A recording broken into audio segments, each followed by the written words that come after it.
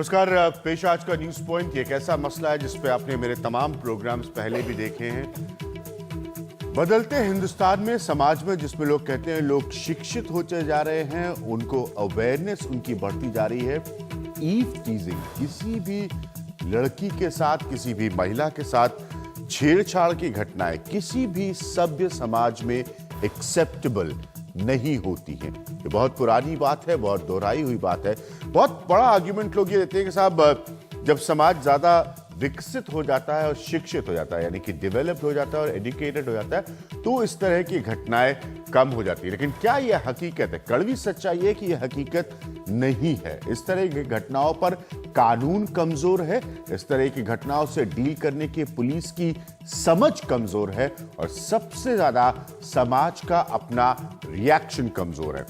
सबसे दुख की बात जो मैं आपको यहां पर बताना चाहूंगा, ध्यान से इस प्रोग्राम को देखिएगा और सुनिएगा, वो दुख की बात यह है कि जब समाज के कुछ खास लोग हिम्मत करके इस तरह के लोगों से लड़ते हैं या उनको रोकने की कोशिश करते हैं, जो किसी लड़की या किसी महिला के साथ छेड़छाड़ कर रहा है, तो उनके साथ मारपीट होती है। कई ऐसी घटनाएं हैं जिनमें उनको जान से मार दिया गया, यानी कि वो लोग तमाशबीन बनकर खड़े देखते हैं जब कोई रोकने की कोशिश करता है, और जो लोग गलत हरकत कर रहे हैं वो उस व्यक्ति को रोकने वाले को मार रहे होते हैं। तो ये सब समाज के लोग खड़े होकर सिर्फ और सिर्फ एक तमाशा देखते हैं। ये हमारी सबसे बड़ी गलती है, सिस्टम और कानून के अलावा। सबसे पहले मैं आपको वो रिपोर्ट दिखा रहा हूं जो पंजाब की एक नई घटना सामने लाती है। यहां पर एक साथी इन्वॉल्व है। जरा इसको गौर से देखिएगा कि अगर कोई रोकने की कोशिश करता है किसी इस तरह की घटना को, तो उसके साथ क्या होता है। बीती रात जालंधर में एनडीटीवी के रिपोर्टर अश्विनी मल्होत्रा का कुछ बदमाशों ने ये हाल कर दिया जब वो लड़कियों से छेड़खानी का विरोध कर रहे थे। बदमाशों को तभी पकड़कर पुलिस के हवाले कर दिया गया, लेकिन अदालत में पेशी के वक्त पुलिस ने इन्हें रिमांड में लेने की मांग तक नहीं की। तब 10 लोगों को न्यायिक हिरासत में भेज दिया गया। जब खबर चली तो पत्रकारों ने पुलिस कमिश्नर के घर के सामने प्रदर्शन किया। इसके बाद पुलिस हरकत में आई। अब उन्हें 7 दिन के रिमांड पर लेने की बात हो रही है। ये जो फोटो जर्नलिस्ट पर असॉल्ट का केस हुआ है, हमने उसमें 307 के तहत केस दर्ज किया है। 10 मुजरिम अरेस्ट हुए हैं। इनकी हम कोर्ट से पुलिस रिमांड मांगकर जांच करेंगे। कुछ हथियार मिले हैं, जो गाड़ी है वो भी रिकवर की जाएगी। वैसे इन दिनों पंजाब में लगातार आम लोगों पर हमले बढ़ रहे हैं। मोहाली में एक गायक के साथ बदसलूकी हुई। रविवार की रात अमृतसर में एक अकाली नेता पर एक लड़के को पीट कर मार डालने का आरोप लगा।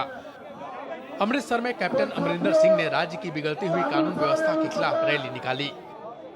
राज्य में राष्ट्रपति शासन लगाना चाहिए, इस सरकार को बर्खास्त कर दिया जाना चाहिए। ज्यादातर ऐसे मामलों में आरोप अकाली नेताओं या अकाली दल से जुड़े कार्यकर्ताओं पर आ रहे हैं, लेकिन प्रकाश सिंह बादल कहते हैं ये ठीक नहीं।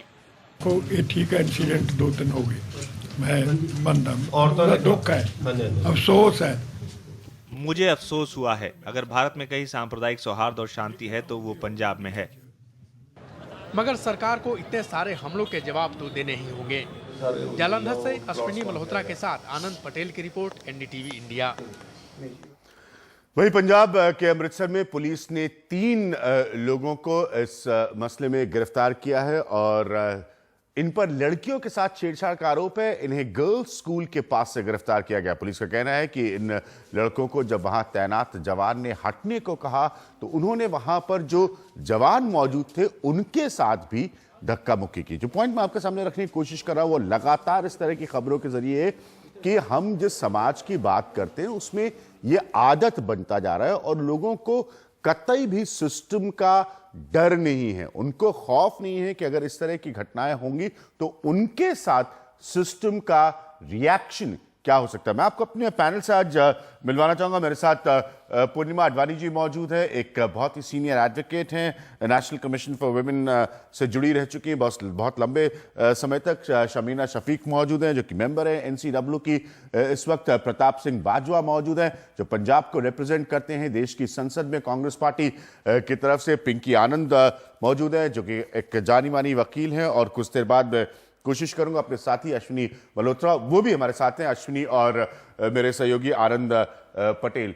बहुत बड़ी बात है, जिस पॉइंट को मैं बार बार कोशिश कर रहा हूं बताने की, समझाने की, वो ये कि जब जो रिएक्ट करते हैं लोग इसको रोकने के लिए, उनके साथ किस तरह की हरकत होती है। पूर्णिमा अडवाणी, मेन प्रॉब्लम क्या है? क्या वाकई कानून का डर नहीं है? मैं अपनी रिसर्च में पढ़ रहा था कि एक्चुअली ईव टीजिंग के लिए कोई अलग से कानून नहीं है।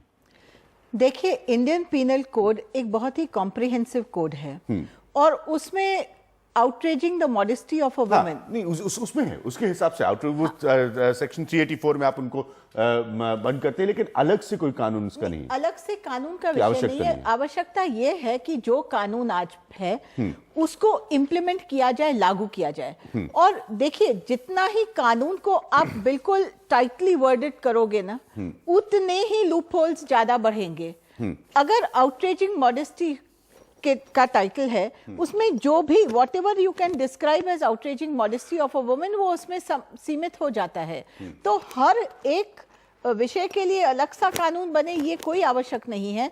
आवश्यक यह है कि पुलिस जेंडर सेंसिटिव हो और आवश्यक यह है कि मनी पावर, मसल पावर से दूर हटकर पुलिस अपना काम कर सके। आवश्यक यह है कि पॉलिटिकल इंटरफेरेंस पुलिस में खत्म हो जाए और पुलिस अपना ऑटोनॉमी से काम करे। कानून है, हम ये नहीं कह सकते कि कानून कमजोर है। आप कह रहे कानून है, उसको इम्प्लीमेंटेशन की प्रॉब्लम है। कानून है, सिस्टम कमजोर है। सिस्टम कमजोर। India's #1 news app just got even better. Download NDTV's new app. Fully optimized for retina display. Full screen view. Faster response time. And Sudoku. NDTV's new iPad app. Download now.